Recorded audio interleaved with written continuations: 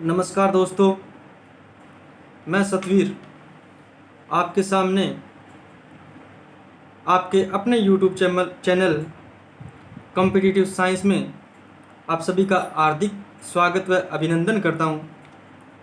दोस्तों, जैसे कि आप सभी को पता है, यह चैनल आपको साइंस की कक्षाएं नियमित रूप से देगा। तो आज हम टॉपिक शुरू करते हैं मानव तंत्र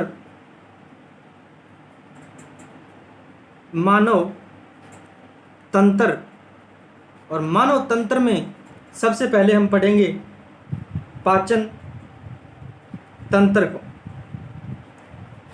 आज का हमारा टॉपिक रहेगा पाचन तंत्र। दोस्तों, क्या होता है पाचन तंत्र? इससे पहले पाचन क्या होता है उसको जानते हैं। पाचन क्या होता है दोस्तों? पाचन, जो भी हम भोजन ग्रहण करते हैं, जो भी भोजन हम ग्रहण करते हैं वो क्या होता है? बड़े बड़े या फिर जटिल अणुओं में होता है, और इन जटिल अणुओं को सरल अणुओं में, किसमें दोस्तों? सरल अणुओं में तोड़ने की प्रक्रिया पाचन कहलाती है। सरल अणुओं में तोड़ने की प्रक्रिया क्या कहलाती है? पाचन कहलाती है। तो दोस्तों, पाचन क्या है कि जो भी हमने भोजन ग्रहण किया है उस भोजन के अंदर भोजन बड़े बड़े कणों में या फिर ये बोल सकते हैं हम जटिल अणुओं में उपस्थित होता है, और इन जटिल अणुओं को सरल अणुओं में तोड़ने की प्रक्रिया क्या कहलाती है दोस्तों? पाचन कहलाती है। दोस्तों, हमारे शरीर में ये जो पाचन है, ये पाचन की प्रक्रिया एक विशिष्ट तंत्र के माध्यम से, किसके माध्यम से? एक विशिष्ट तंत्र के माध्यम से संपन्न होती है, और इस विशिष्ट तंत्र को हम क्या बोलते हैं? पाचन तंत्र बोलते हैं। क्या बोलते हैं? पाचन तंत्र बोलते हैं। तो दोस्तों, अभी हमने दो चीज़ें सीखी। नंबर एक क्या सीखा? पाचन, यानी पाचन क्या है। दूसरा कि पाचन तंत्र क्या होता है।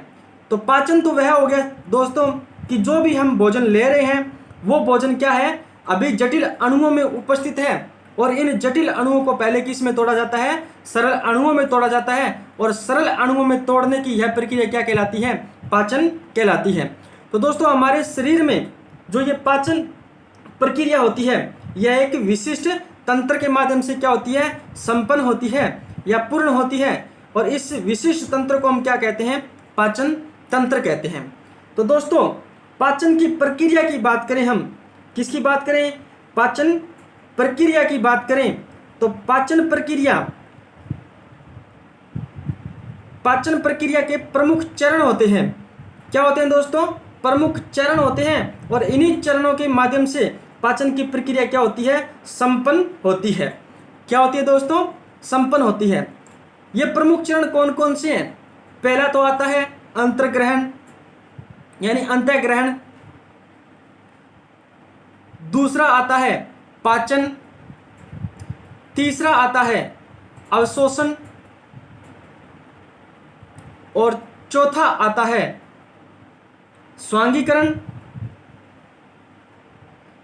पांचवा आता है मल त्याग। ये 5 चरण होते हैं दोस्तों। इन 5 चरणों के माध्यम से भोजन की प्रक्रिया क्या होती है? पूर्ण होती है। अंतःग्रहण का मतलब क्या होता है दोस्तों? मैंने लिखा अंतःग्रहण। अंतःग्रहण का मतलब क्या होता है कि दोस्तों, हम जो भी भोजन खा रहे होते हैं, क्या खा रहे होते हैं?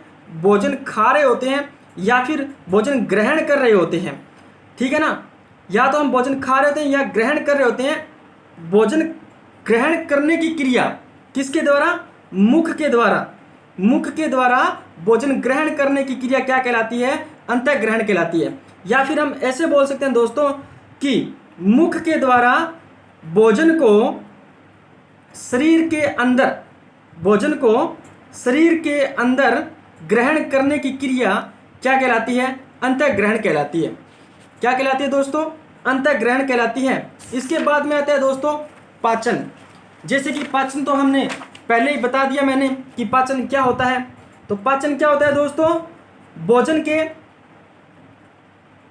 जटिल अणुओं को किस में तोड़ा जाता है? सरल अणुओं में तोड़ा जाता है। किस में तोड़ा जाता है?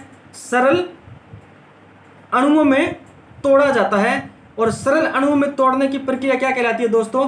पाचन कहलाती है। इसके बाद में क्या आता है दोस्तों? पाचन के बाद में आता है अवशोषण। क्या आता है?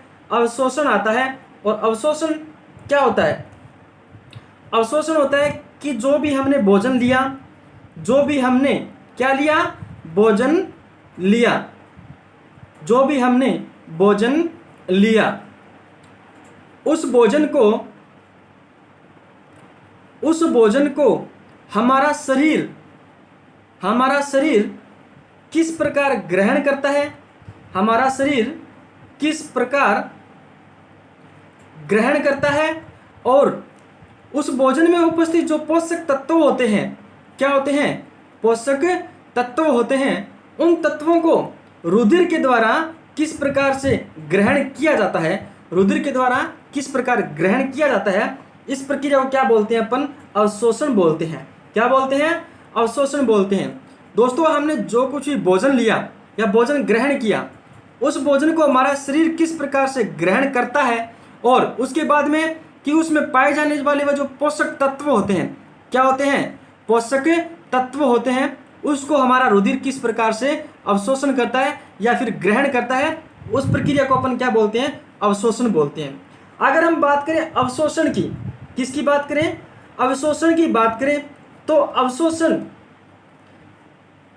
अवशोषण देखिए दोस्तों कि भोजन का सर्वाधिक अवशोषण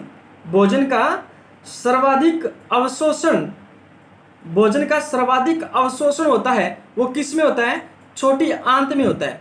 किस में होता है? छोटी आंत में होता है। दोस्तों, अवशोषण की अगर हम बात करें तो मनुष्य में भोजन का अवशोषण सर्वाधिक किस में होता है? छोटी आंत में होता है। और छोटी आंत में ही क्यों होता है? क्योंकि छोटी आंत में क्या पाई जाती है? एक अंगुलीनुमा संरचनाएं पाई जाती हैं। और इन अंगुलीनुमा संरचनाओं को अपन क्या बोलते हैं? विली कहते हैं। क्या कहते हैं दोस्तों? विली कहते हैं। इन विली का क्या काम होता है कि इन विली के नीचे की तरफ क्या पाई जाती है दोस्तों? केशिकाएं पाई जाती है। और कौन सी केशिकाएं पाई जाती है? रुधिर केशिकाएं पाई जाती है। क्या पाई जाती है दोस्तों? रुधिर केशिकाएं पाई जाती है। और इन रुधिर केशिकाओं का क्या काम होता है कि भोजन में जो उपस्थित पोषक तत्व होते हैं उनको अवशोषित कर लेती है। और कहाँ पर डाल देती है दोस्तों? रुधिर के अंदर डाल देती है। कहाँ पर डाल देती है? रुधिर के अंदर डाल देती है। तो भोजन का अवशोषण सर्वाधिक कहाँ पे होता है? छोटी आंत में होता है। छोटी आंत में क्या पाई जाती है? छोटी आंत में अंगुलियों के समान प्रवर्ध निकले रहते हैं, या फिर इनको बोल सकते हैं अंगुलियों के समान संरचनाएं पाई जाती है। इन संरचनाओं को क्या कहा जाता है? विली कहा जाता है। इन विली का प्रमुख कार्य क्या होता है दोस्तों कि इन विली के ऊपर की नीचे की तरफ क्या पाई जाती है?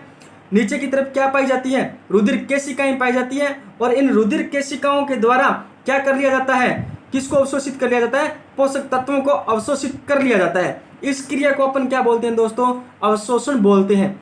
क्या बोलते हैं? अवशोषण बोलते हैं। अगला आता है दोस्तों चरण, अगला आता है स्वांगीकरण। क्या आता है? स्वांगीकरण आता है। दोस्तों, स्वांगीकरण का अर्थ क्या होता है? क्या अर्थ होता है स्वांगीकरण का? कि जो भी हमने अभी तक भोजन लिया था, क्या लिया था? अभी तक जो हमने भोजन लिया था, ठीक है ना, उस भोजन को अवशोषित कर लिया गया। क्या कर लिया गया? अवशोषित कर लिया गया। और अवशोषित करके उसमें जो उपस्थित पोषक तत्व होते हैं उनको किस में डाल दिया गया? रुधिर के अंदर डाल दिया गया। और रुधिर से शरीर के कहाँ तक चले गए? शरीर की विभिन्न कोशिकाओं तक चले गए। शरीर की विभिन्न कोशिकाओं तक चले गए। शरीर की विभिन्न कोशिकाओं तक क्या हो गए? चले गए। और इन कोशिकाओं में क्या पाया जाता है, इन कोशिकाओं में प्रोटोप्लाज्म पाया जाता है। क्या पाया जाता है, प्रोटोप्लाज्म पाया जाता है। दोस्तों अभी तक हमने जो भोजन ग्रहण किया था उस भोजन के अंदर क्या पाए जाते हैं, पोषक तत्व पाए जाते हैं। इन पोषक तत्वों को किसके द्वारा अवशोषित कर लिया गया था, छोटी आंत के द्वारा अवशोषित कर लिया गया था, और छोटी आंत के द्वारा अवशोषित कर लिया गया था। और ये छोटी आंत क्या करती है, पोषक तत्वों को किस में डाल देती है, रुधिर के अंदर डाल देती है। और इस रुधिर में क्या होता है, शरीर इस रुधिर के द्वारा पोषक तत्वों को कोशिकाओं तक पहुंचाया जाता है। और कोशिकाओं में क्या पाया जाता है, प्रोटोप्लाज्म पाया जाता है। और प्रोटोप्लाज्म में ये क्या कर लेते हैं, घुल जाते हैं। क्या हो जाते हैं, घुल जाते हैं। और घुलने की इस प्रक्रिया को क्या बोलते हैं, स्वांगीकरण बोलते हैं। क्या बोलते हैं, स्वांगीकरण बोलते हैं। यानी जो भी भोजन हमने ग्रहण किया था उसमें क्या पाए जाते हैं, पोषक तत्व पाए जाते हैं। उन पोषक तत्वों को विली द्वारा, यानी छोटी आंत में उपस्थित जो संरचना होती है विली, उसके द्वारा क्या कर लिया जाता है, अवशोषित कर लिया जाता है। फिर अवशोषित पोषक तत्वों को किस में डाल दिया जाता है, रुधिर में डाल दिया जाता है। और ये रुधिर के माध्यम से किस में चले जाते हैं, कोशिकाओं तक चले जाते हैं। और कोशिकाओं में क्या पाया जाता है दोस्तों, प्रोटोप्लाज्म पाया जाता है। और इस प्रोटोप्लाज्म में क्या हो जाते हैं, घुल जाते हैं। और इस प्रक्रिया को हम क्या बोलते हैं, स्वांगीकरण बोलते हैं। क्या बोलते हैं, स्वांगीकरण बोलते हैं। दोस्तों अगला आता है मल त्याग। क्या आता है, मल त्याग। यानी मल त्याग का अर्थ क्या होता है दोस्तों, कि स्वांगीकरण हो गया। क्या हो गया, स्वांगीकरण हो गया। अब जो पोषक तत्व हैं वो कहाँ पर चले गए, कोशिका के प्रोटोप्लाज्म के पास चले गए। कोशिका के प्रोटोप्लाज्म के पास चले गए, कोशिका के प्रोटोप्लाज्म के पास चले गए। अब क्या होता है कि इस प्रोटोप्लाज्म में क्या बनना शुरू हो जाते हैं, कुछ अपशिष्ट पदार्थ बनना शुरू हो जाते हैं। कुछ अपशिष्ट पदार्थ बनना शुरू हो जाते हैं। कुछ अपशिष्ट पदार्थ बनना शुरू हो जाते हैं। और इन अपशिष्ट पदार्थों में कुछ ठोस अपशिष्ट पदार्थ होते हैं। इन अपशिष्ट पदार्थों में क्या होते हैं, कुछ ठोस अपशिष्ट पदार्थ होते हैं। क्या होते हैं, ठोस अपशिष्ट पदार्थ होते हैं। और इन ठोस अपशिष्ट पदार्थों को शरीर से बाहर निकालने की प्रक्रिया क्या कहलाती है, मल त्याग कहलाती है। क्या कहलाती है, मल त्याग कहलाती है। दोस्तों मल त्याग का अर्थ ये होता है कि स्वांगीकरण हुआ भोजन का स्वांगीकरण होने के बाद में जो पोषक तत्व होते हैं वो कहाँ चले गए, प्रोटोप्लाज्म में भी चले गए। और प्रोटोप्लाज्म में अब क्या बनना शुरू हो जाते हैं, कुछ अपशिष्ट पदार्थ बनना शुरू हो जाते हैं जिनकी आवश्यकता अब हमारे शरीर को नहीं होती है। क्या बनना शुरू हो जाते हैं, अपशिष्ट पदार्थ बनना शुरू हो जाते हैं और जिनकी आवश्यकता अब हमारे शरीर को नहीं होती है। और उन अपशिष्ट पदार्थों में से कुछ ऐसे अपशिष्ट पदार्थ होते हैं जो क्या होते हैं, ठोस होते हैं। और उन ठोस अपशिष्ट पदार्थों को क्या किया जाता है, शरीर से बाहर निकाला जाता है। इस प्रक्रिया को हम क्या बोलते हैं, मल त्याग बोलते हैं। तो ये 5 चरण थे दोस्तों। क्या थे, 5 चरण थे जिसके अंतर्गत हमारी भोजन प्रक्रिया क्या होती है, संपन्न होती है। ये 5 चरण कौन कौन से थे दोस्तों, पहला हमने पढ़ा अंतःग्रहण। क्या पढ़ा, अंतःग्रहण पढ़ा। दूसरा हमने क्या पढ़ा, दूसरा हमने पढ़ा पाचन। पाचन के बाद तीसरा हमने क्या पढ़ा, अवशोषण पढ़ा। और अवशोषण के बाद चौथा हमने क्या पढ़ा, स्वांगीकरण पढ़ा। क्या पढ़ा, स्वांगीकरण पढ़ा। पांचवा हमने पढ़ा मल त्याग। क्या पढ़ा, मल त्याग पढ़ा।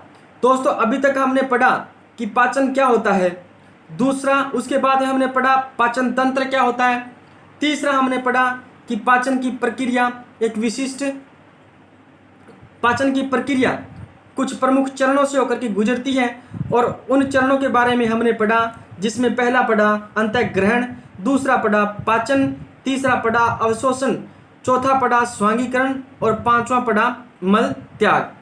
इसके बाद में देखिए दोस्तों,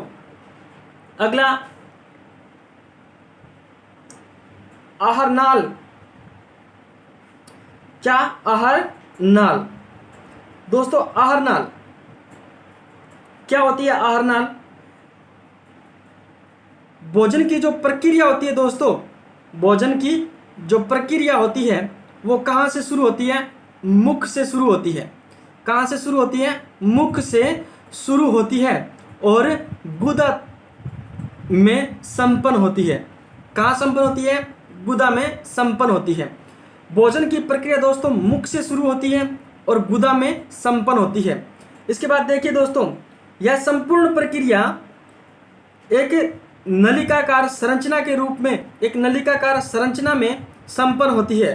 किस में संपन्न होती है? एक नलिकाकार संरचना में संपन्न होती है। और इसी नलिकाकार संरचना को हम क्या बोलते हैं दोस्तों? आहार नाल बोलते हैं। क्या बोलते हैं? आहार नाल बोलते हैं। दोस्तों अगर बात करें हम आहार नाल की, किसकी बात करें हम? आहार नाल की बात करें तो पृथ्वी पर, इस प्रकृति में दो प्रकार के क्या पाए जाते हैं दोस्तों? जीव पाए जाते हैं। कितने प्रकार के जीव पाए जाते हैं? दो प्रकार के जीव पाए जाते हैं। एक तो होता है दोस्तों शाकाहारी जीव। कौन सा होता है? शाकाहारी जीव होता है। और दूसरा होता है मांसाहारी जीव। कौन सा होता है? मांसाहारी जीव होता है। तो दोस्तों आप बताइए कि आहार नाल किस जीव की बड़ी होगी? शाकाहारी की बड़ी होगी या फिर मांसाहारी की बड़ी होगी? तो दोस्तों याद रखना, शाकाहारी जीवों की आहार नाल होती है वो क्या होती है? बड़ी होती है। इसका भी एक कारण है। क्यों होती है बड़ी? क्योंकि शाकाहारी जीव होते हैं वो किसका सेवन करते हैं दोस्तों? शाकाहारी जीव होते हैं वो सेल्यूलोज का सेवन करते हैं, सॉरी घास का सेवन करते हैं। और घास में क्या पाई जाती है दोस्तों? सेल्यूलोज पाई जाती है। क्या पाई जाती है? सेल्यूलोज पाई जाती है। तो दोस्तों सेल्यूलोज का पाचन करने के लिए, सेल्यूलोज का पाचन करने के लिए क्या चाहिए? अधिक क्षेत्रफल चाहिए। अधिक क्षेत्रफल चाहिए। क्योंकि दोस्तों सेल्यूलोज का पाचन आसानी से नहीं होता। सेल्यूलोज का पाचन क्या नहीं होता दोस्तों? आसानी से नहीं होता। तो इसके पाचन के लिए अधिक क्षेत्रफल की आवश्यकता होती है। और अधिक क्षेत्रफल की आवश्यकता होती है तो जाहिर सी बात है कि आहार नाल का बड़ा होना आवश्यक है। आहार नाल का बड़ा होना आवश्यक है। बड़ी, इनकी आहार नाल बड़ी क्यों होती है दोस्तों? क्योंकि शाकाहारी जो जीव होते हैं वो किसका सेवन करते हैं? घास का सेवन करते हैं। और घास में क्या पाई जाती है दोस्तों? सेल्यूलोज पाई जाती है। क्या पाई जाती है? सेल्यूलोज पाई जाती है। और सेल्यूलोज के पाचन के लिए दोस्तों आहार नाल का बड़ा होना आवश्यक है, क्योंकि सेल्यूलोज का पाचन आसानी से नहीं होता। इसका पाचन करने के लिए अधिक क्षेत्रफल की आवश्यकता होती है। इसलिए आहार नाल का जो सतही क्षेत्रफल होता है, आहार नाल का जो सतही क्षेत्रफल होता है उसका बड़ा होना आवश्यक है। और सतही क्षेत्रफल बड़ा होगा इसका मतलब है उस जीव की क्या? आहार नाल बड़ी होगी। इसके बाद दोस्तों देखो, मांसाहारी जीवों की जो आहार नाल होती है वो शाकाहारी की अपेक्षा छोटी होती है। छोटी क्यों होती है दोस्तों? क्योंकि ये मांस खाते हैं और मांस में क्या होता है? प्रोटीन होता है। क्या होता है? प्रोटीन होता है। और प्रोटीन के पाचन के लिए आहार नाल का बड़ा होना आवश्यक नहीं है, क्योंकि प्रोटीन का पाचन आसानी से हो जाता है। क्योंकि प्रोटीन का पाचन आसानी से हो जाता है, इसलिए दोस्तों शाकाहारी जीवों का जो आहार नाल होती है वो मांसाहारी जीवों की अपेक्षा बड़ी होती है। मांसाहारी जीवों की अपेक्षा बड़ी होती है। इसके बाद देखिए दोस्तों, अगर हम आहार नाल की बात करें, अगर हम आहार नाल की बात करें, इसके बाद देखिए दोस्तों, अगर हम आहार नाल की बात करें तो आहार नाल सभी जीवों की एक जैसी नहीं होती है। सभी जीवों की एक जैसी नहीं होती है, क्योंकि इस पृथ्वी पर सभी जीवों की जो लंबाई देखें, मोटाई देखें, वो एक जैसी नहीं होती है। क्या नहीं होती है? एक जैसी नहीं होती है। सामान्य इसका आकार माना गया है, सामान्य इसका आकार कितना माना गया है? 10 से 12 मीटर लंबा माना गया है।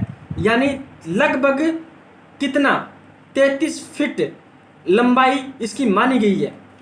आहार नाल की लंबाई है जो लगभग 33 फीट लंबी मानी गई है, या हम बोल सकते हैं 10 से 12 मीटर लंबा माना गया है इसका आकार।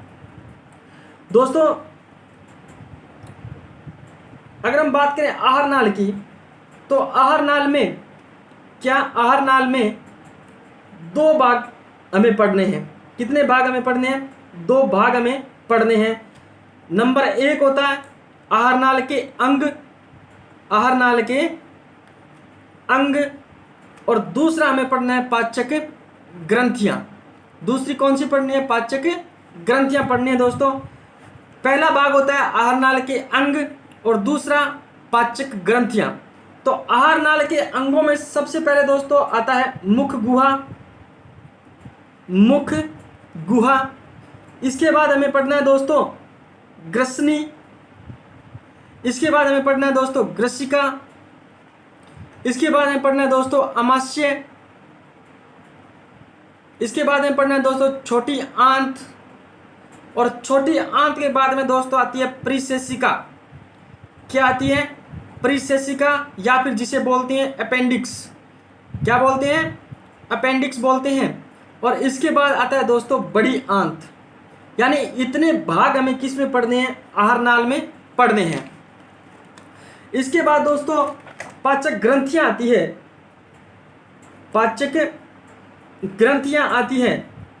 पाचक ग्रंथियों में सबसे पहले हम पढ़ेंगे दोस्तों मुख में पाई जाने वाली पाचक ग्रंथि यानी लार ग्रंथि को।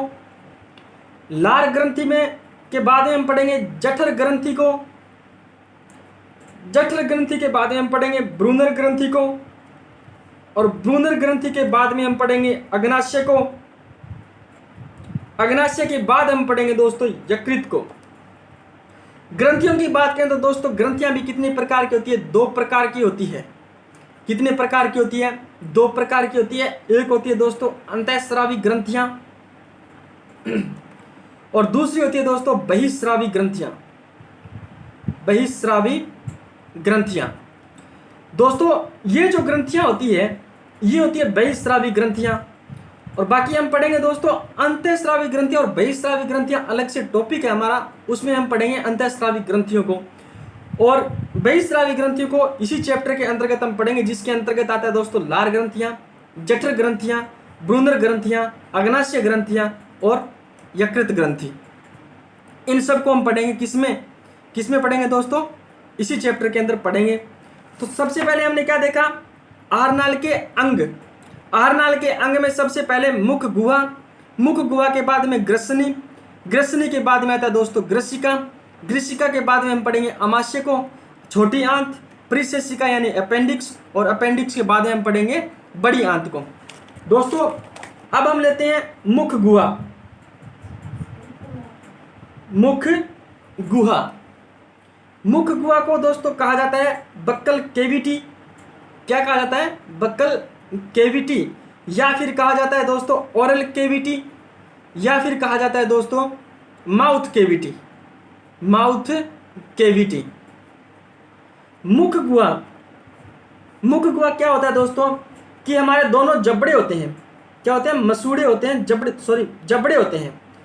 क्या होते हैं? जबड़े होते हैं। दोनों जबड़ों के बीच में जो जगह होती है, जो भाग पाया जाता है, उसे क्या कहते हैं हम दोस्तों? मुख गुहा कहते हैं। क्या कहते हैं? मुख गुहा कहते हैं। और मुख गुहा में दोस्तों क्या क्या उपस्थित होता है हमारा? मुख गुहा में पाया जाता है दोस्तों दांत, जीवा, जीवा के बाद में दोस्तों लार ग्रंथियां और यवला। यवला को हम बोलते हैं दोस्तों कागलिया। क्या बोलते हैं?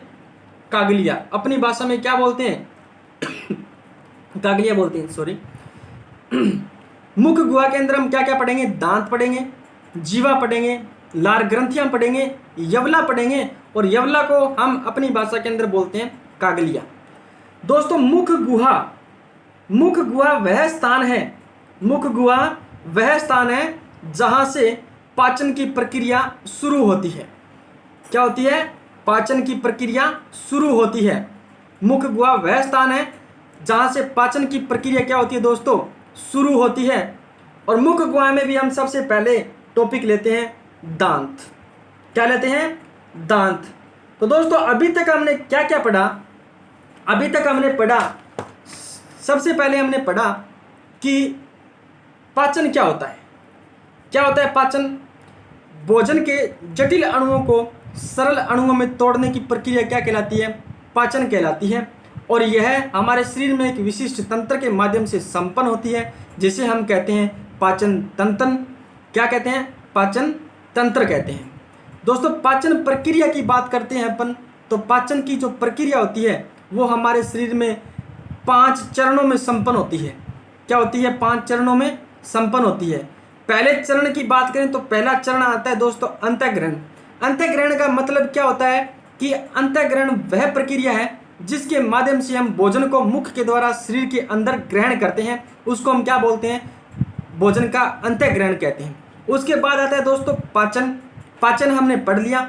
उसके बाद आता है दोस्तों अवशोषण।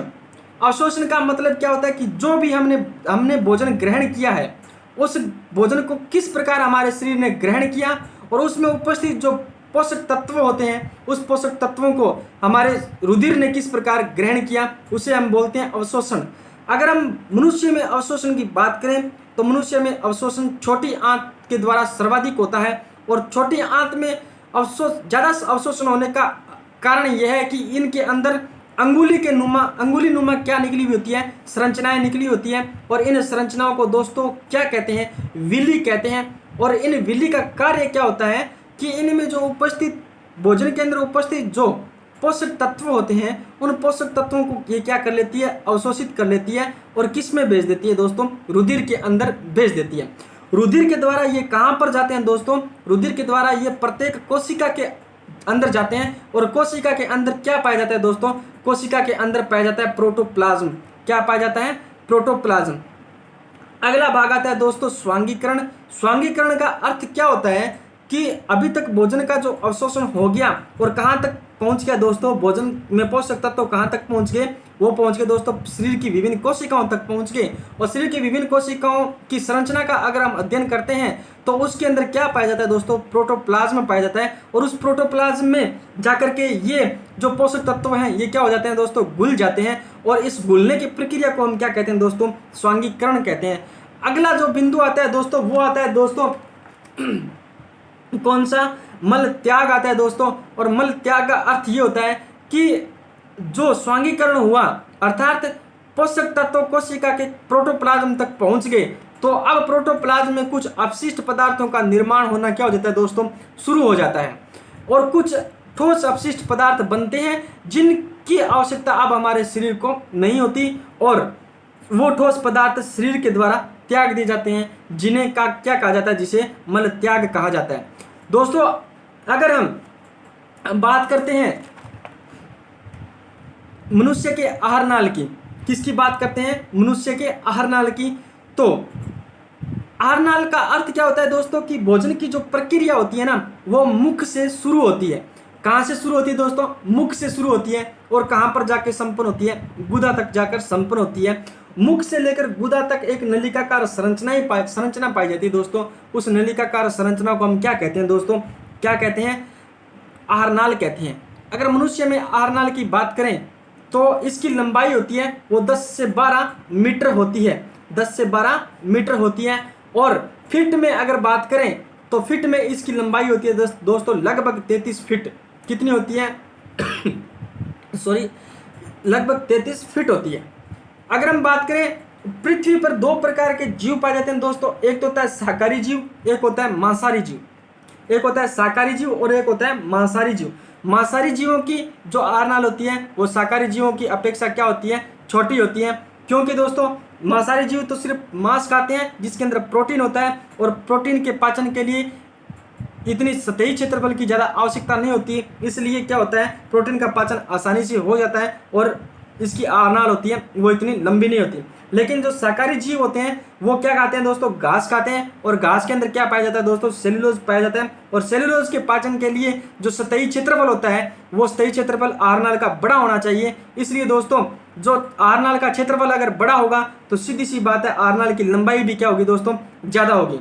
अगर हम बात करें मनुष्य के आहार नाल की, तो मनुष्य के आहार नाल में दोस्तों इस चैप्टर में हम 2 प्रकार के भाग पढ़ते हैं, जिसमें पहला आता है दोस्तों आहार नाल के अंग। आहार नाल के अंग जिसमें दोस्तों पहला आता है मुख। मुख के बाद आता है दोस्तों ग्रसनी। उसके बाद आता है दोस्तों ग्रीसिका। ग्रीसिका के बाद आता है दोस्तों अमाशय। अमाशय के बाद में आता है दोस्तों छोटी आंत। और छोटी आंत के बाद आता है दोस्तों प्रीसेसिका, यानी उसको बोलते हैं हम क्या क्या बोलते हैं उसको बोलते हैं प्रीसेसिका को बोलते हैं दोस्तों अपेंडिक्स। और इसके बाद आता है दोस्तों बड़ी आंत। ये तो हो गए दोस्तों आहारनाल के अंग।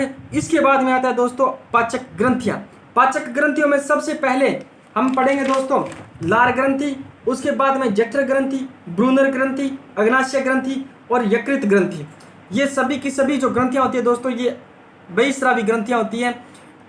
इसके बाद में दोस्तों पहला जो टॉपिक हमने लिया है आहारनाल के अंगों में वो होता है दोस्तों मुख गुहा।